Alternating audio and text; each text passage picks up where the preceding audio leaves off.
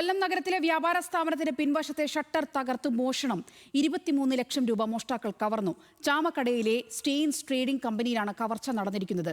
CCTV ദൃശ്യങ്ങളിൽ മോഷ്ടാക്കൾ മുഖം മൂടി ധരിച്ചിരുന്നതായി തിരിച്ചറിഞ്ഞിട്ടുണ്ട്.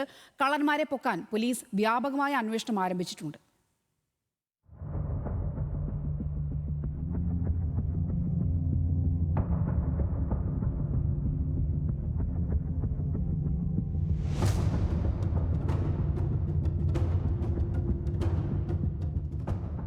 തിങ്കളാഴ്ച പുലർച്ചെ 12:45-നും 2 മണിക്കുമിടയിലാണ് മോഷണം നടന്നത്. വ്യാപാര സ്ഥാപനത്തിലെ ഷട്ടറിന്റെ പൂട്ട് കമ്പിപ്പാര ഉപയോഗിച്ച് തകർത്താണ് മോഷ്ടാക്കൾ അകത്ത് കടന്നത്.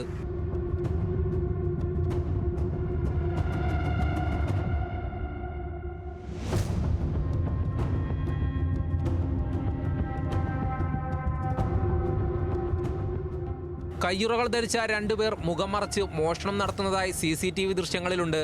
ചാമക്കടയിലെ സ്റ്റെയിൻസ് ട്രേഡിംഗ് കമ്പനിയിൽ എല്ലാ ദിവസത്തെയും വരവ് അതാത് ദിവസം ബാങ്കുകളിൽ നിക്ഷേപിക്കുകയാണ് പതിവ്. എന്നാൽ ശനിയാഴ്ച ബാങ്ക് അവധിയായിരുന്നതിനാൽ അന്നത്തെ കളക്ഷൻ തുക കടയിലായിരുന്നു സൂക്ഷിച്ചിരുന്നത്. ഇത് കൃത്യമായി അറിയാവുന്നവരാണ് മോഷണത്തിന് പിന്നിലെന്നാണ് പോലീസ് സംശയിക്കുന്നത്.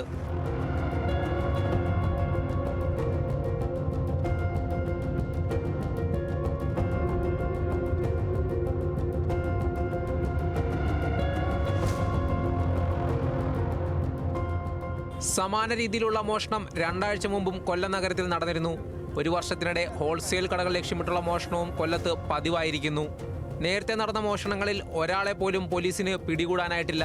മുമ്പ് ചിന്നക്കടയിലടക്കം രാത്രികാലങ്ങളിൽ പോലീസ് നിരീക്ഷണം ഉണ്ടായിരുന്നെങ്കിൽ ഇപ്പോൾ അതും ഇല്ലാതായെന്നാണ് നാട്ടുകാർ പറയുന്നത്. ന്യൂസ് മലയാളം, കൊല്ലം.